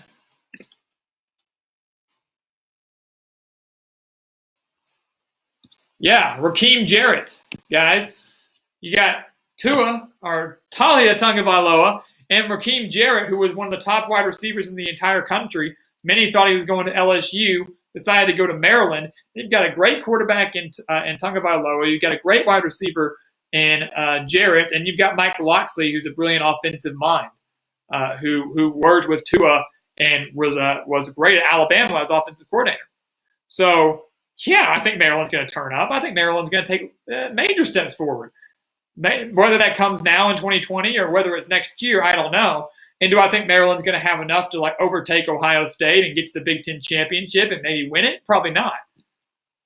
But Terrapin fans have to be happy with 8-win seasons, 9-win seasons, and I think that's bold appearances even. I think that's very much within their reach very, very soon. Tagovailoa going there, I think, surprised a lot of people. Jarrett going there surprised a lot of people. I don't know what's in the water in Maryland. I don't know what Loxley's telling these guys, but he's doing a pretty dang good job, and I do think it's going to pay off for him. Really, really do. Uncle Luke, good to have you. Keep up the great work over there. Always happy to see you. And Uncle Luke, you asked a couple weeks ago if I could do a North Carolina schedule preview. Of course, that came out just a few days ago. If you haven't seen it, go check it out. If you have seen it, I hope you enjoyed it. I hope you liked it, and I'm sure you'll like our North Carolina official predictions that come out here in about a month or so. I bet you'll like those as well. So, and I appreciate that you left a like as well. Thank you very much about that. Keto, what do I think about Washington next season? As I am finally getting caught up on this chat, thank goodness. What do I think about Washington? Jimmy Lake comes in, brand new head coach, defensive-minded coach. Keto, the biggest fear for me with Washington is how they're going to bounce back offensively.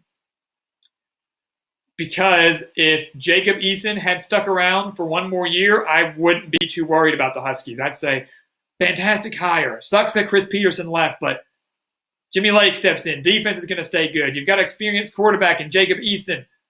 Huskies could still compete to win the North. Why did Eason leave? Doesn't make sense. He wasn't that good. I mean, he wasn't good enough to go NFL yet. I think it really would have benefited him to stick around one more year. And I can't believe he didn't. So, Keto, Washington should make a bowl game. Anywhere from 6 to 8 wins. Don't think they have enough to win the North yet. I don't think they're enough to make a New Year's Six bowl game. But, Keto, I will say this, too. I really, really like Jimmy Lake. I really, really do. And I have a lot of high expectations and high hopes for him. And I think that Washington made a fantastic hire by sticking with him. And I think within a few years, get him a couple recruiting classes in there, get his type of style in there, Washington's going to be back towards the top of the North, competing for that division crown year in and year out like they were with Chris Peterson. So next season, mediocre. Kind of like they had last year, kind of disappointing for Washington. Especially after the high expectations they had going into last year. I think when they lost to Cal, you kind of saw them tank a little bit. So kind of mediocre in 2020, but they're going to get back to elite status here pretty soon. Uh-oh, watch out, guys. Ethan the Buckeye. Chase Elliott got past. Pulling away. Better watch out. Chase is pulling away.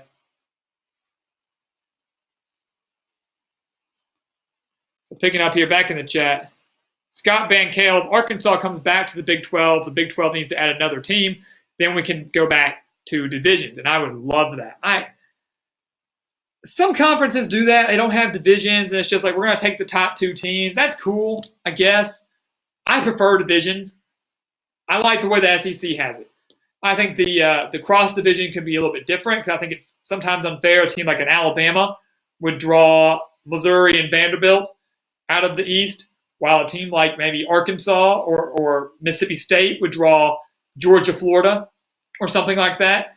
I think the cross-division thing needs to be kind of settled to make it a little more even based on your talent.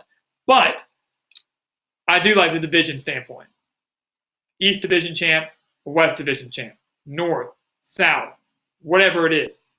That's the way it needs to be. And so I agree. I fully agree with that, Scott. I think they should do that. And if Arkansas were somehow added to the Big 12, then you could look at I don't think A&M would ever leave the SEC because they joined it. Don't think they plan on leaving it. They haven't really been in there that long. It's been 8 years, so probably not going to ever go back to the Big 12. Although I'd love to see that because then you could have Arkansas, Texas A&M, Arkansas, Texas, and more importantly, Texas and Texas A&M. We need to see that. I mean, that rivalry really needs to get renewed. And the Texas, I believe, AD saying, "Oh, we don't want to schedule Texas A&M because we want to play people that have won a national championship in the recent era." Okay, yeah, sounds like you're scared to me. But to each their own. Congratulations for scheduling LSU. You lost at home. You going to go get revenge on them now? I mean, Texas is doing a decent job of scheduling. We talked about home and home. They might play Alabama here in a few years. They've got Arkansas next year, but they haven't won a national championship in the recent era. Technically, in my book, they haven't won a national championship at all. National championship coming back in 1964. Cyclone Mitch is back. As he says, Loxley getting the Bagmans going. BW is back, Aztec Nation. So I'm happy to see you. It's been a little while. And my thoughts on Jack Sears going to Boise State. We talked about it a little bit earlier, very beginning. Talking about going to Maryland, Sears going to Boise. Boise is set up for success for a very, very long time. When you think of Boise State, you think of good offenses. You think of good quarterbacks. They got Hank Bachmeier right now, landing Jack Sears, who's a good quarterback. We just really have never really seen him in action, had the chance to get into action. Sets Boise State up for success for the next few years. Brilliant move by him. Fantastic job, even better job by Brian Hardison to get him there. So kudos to him. I'm really excited about that. Really excited about that move.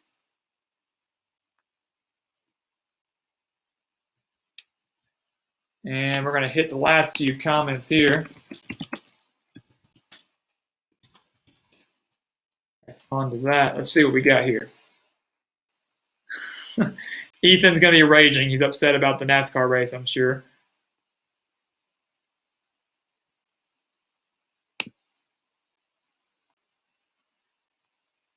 Mina saying the trap game for Oklahoma is the one at Army because last year Army came so close to upsetting Michigan on the road.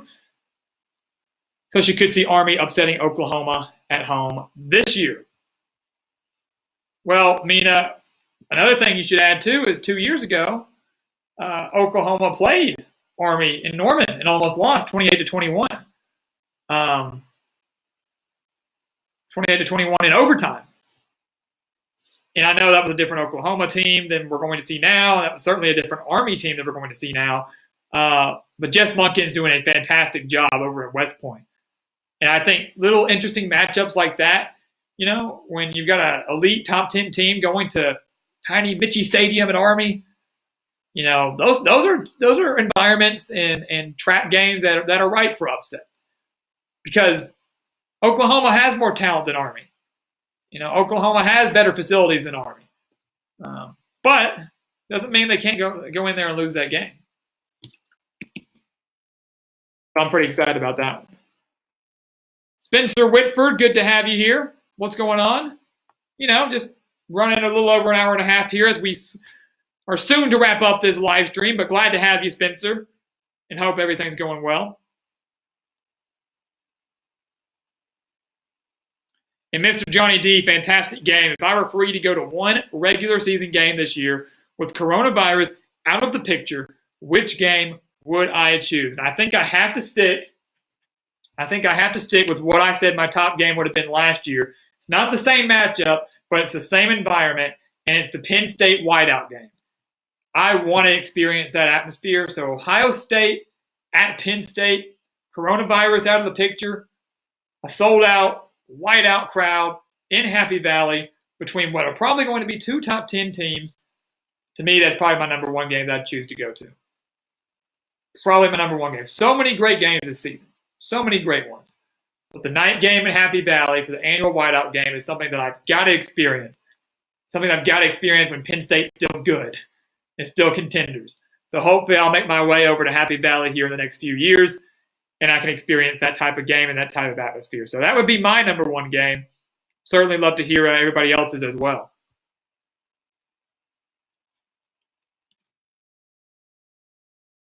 Hunter, good hire by UCLA persuading Jarman to take the athletic director job. Martin Jarman going to UCLA. And I'll be honest with you, Hunter, I haven't looked into this one that much. I have not done as much research on it here. I'm actually kind of trying to look at it right now.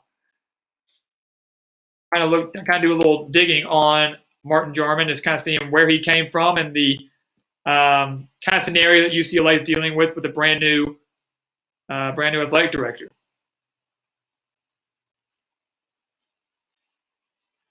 First UCLA athletic director without previous ties to the school in his 101-year history. So, he arrives at UCLA, according to this article, having developed a reputation as a strong fundraiser who can connect with donors and student athletes, and certainly something that he will have to do at UCLA.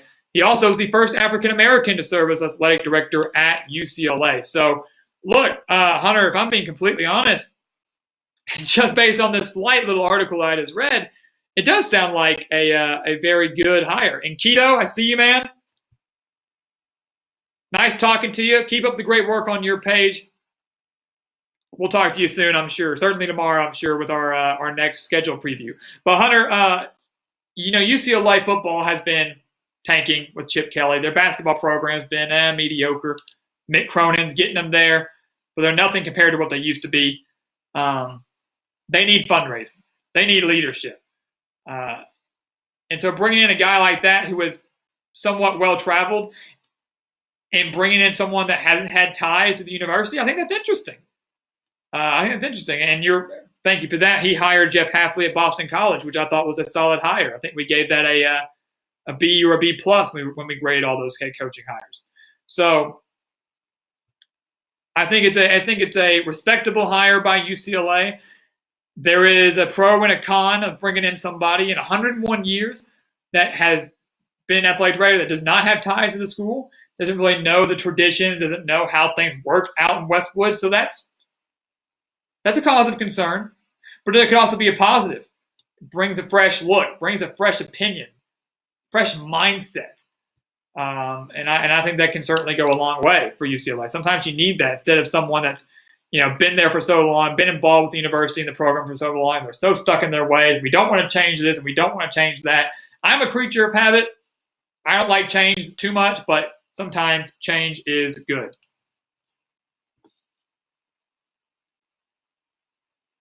John Sarian, which new Power 5 coach will have the most impact in their first year? Your bet is on Mike Norvell at Florida State. Well, I can tell you what, I think he can get Florida State to a bowl game and a decent one, maybe 7 or 8 wins, which would be huge for Florida State. I also really like Mike Leach at Mississippi State. I really, really like that. Like that hire a lot. And I think with the amount of talent that returns in Starkville, I think you're going to see a very, very explosive Mississippi State team. Maybe not enough to compete in the West, win the West, beat the top dogs, but one that can put some points on those top dogs. You get somewhat of a competent defense to go along with that, and watch out. So Norvell and Leach, I like a lot. Emperor of Rome says add Virginia and Virginia Tech in the East, add Kansas and Kansas State in the West. 2 out of the Big 12 and 2 out of the ACC. Man, I don't know about that one.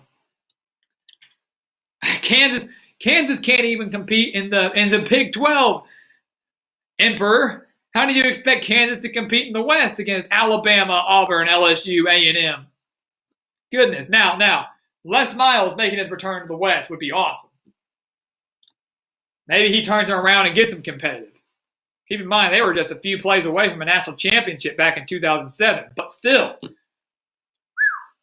I don't know about that one. Will Burrow trying to correct me. Mr. Gridiron.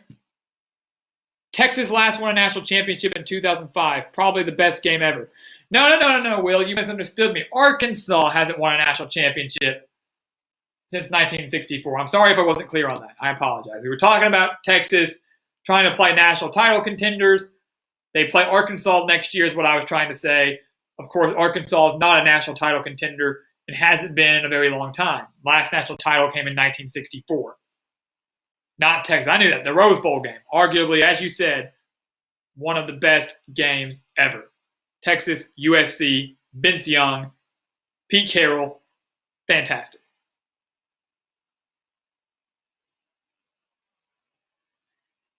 And we're going to wrap up this live stream right here, guys, as we've been kind of going for almost 2 hours. I want to hit just 2 more questions. Kicking Nerd, my thoughts on Will Muschamp at South Carolina. We kind of talked about that earlier, about Muschamp and how much longer he would stay in Columbia. He's certainly on the hot seat. And I talked about that with Sam earlier, Mr. All College Football. He's a good coach. He's a great defensive mind. And the job that he's done at South Carolina is decent. He's probably going to get fired this year because I don't know if he's going to get into a bowl game. Probably not. Not by his own doing, but because the schedule's so tough. Back-to-back years, he has had such a tough schedule and a very young South Carolina team. Granted, he should have done a better job recruiting. Had a 9-win season a few years ago and really hasn't been good since then. I know they've dealt with injuries. I know they've dealt with youth. I know they've dealt with lack of depth. I know they've dealt with Very tough schedule, but Will Muschamp has to get to a bowl game to save his job. If he doesn't, I think he is out. Like we mentioned earlier with Derek Mason, could have happened to him, and he picks up another defensive coordinator job somewhere. Muschamp and Mason could pick up a defensive coordinator job somewhere. Or maybe Vanderbilt chooses to hire Will Muschamp. I mean, I don't think that'd be a bad hire. He's a well-traveled coach. He's coached in the SEC. He's a good defensive mind, similar to Derek Mason. You go to Vanderbilt, you don't have to play Clemson every year. And Vanderbilt really just wants to keep going bowling because, as we said, they're probably never going to win the SEC. And I hate to say never, but come on, to be honest. And so if Will Muschamp can get Vanderbilt to a couple of bowl games, he'll be a god there, just like James Franklin was. And then he went on to do bigger and better things at Penn State. Hunter Shannon, hey, it was good talking to you, man, through the chat. No worries about not calling in. It was awesome talk last week. And hopefully we'll be able to catch you next week as well. 3.5 miles. Jeez, man. Training for a 5K or something? My goodness. But, yeah, I'd be exhausted too. So, hey, keep up the great work out there on the trail. And have a good night for sure, Hunter. Always a pleasure talking with you, man. Uncle Luke, good night to you as well. And Emperor of Rome, our final little comment that we'll address. Arkansas and Vanderbilt can't compete in the SEC, and that hasn't stopped anything. You're right. So why not Kansas? Throw Kansas in there. They can't compete in the SEC. That won't stop anything. You're never going to really see teams, I think, get kicked out of conferences for poor performances. Because the thing is, every year or every couple of years, you have a team that can't compete. Keep in mind, Arkansas was national title contender back in 2010 and 2011. Saw themselves rise as high as number 3 in the country. Made a Sugar Bowl, made a Cotton Bowl. Finished in the top 5 of the AP poll one year with Bobby Petrino. So Arkansas can do it. Vanderbilt won't. They just can't do it. The way their school is structured and the academic, the requirements, they're just not going to be able to do it. Arkansas, they fluctuate. Kansas, they fluctuate. They used to fluctuate back in the early year 2000s. Anything's possible with any given team. They're never going to get removed from a conference. So why not? Just throw Kansas in there. Throw Virginia in there because they've been practically irrelevant until Bronco Mendenhall got there. Look, it'd be a fun experiment. And the beauty of it is when those teams finally break through and have good years, it just makes it that much sweeter. So, guys, all 10 of you now, we fluctuate. We've been up to 20-something. We've been up to 25, 15, 10, 5, touchdown. But we want to thank you all so much for joining us here at the Gridiron Expert Wednesday night live stream. Once again, every Wednesday night at 8 p.m. Central Time, unless we say otherwise. So check the YouTube post, check the Twitter post. We're going to keep you updated in the loop as much as possible. But we want to thank you all for the great calls. Fantastic conversation today. Fantastic conversation in the chat as well. From movies to quarterback transfers to conference realignments. Appreciate all of it. Very, very good stuff. Always a pleasure talking with each and every single one of you.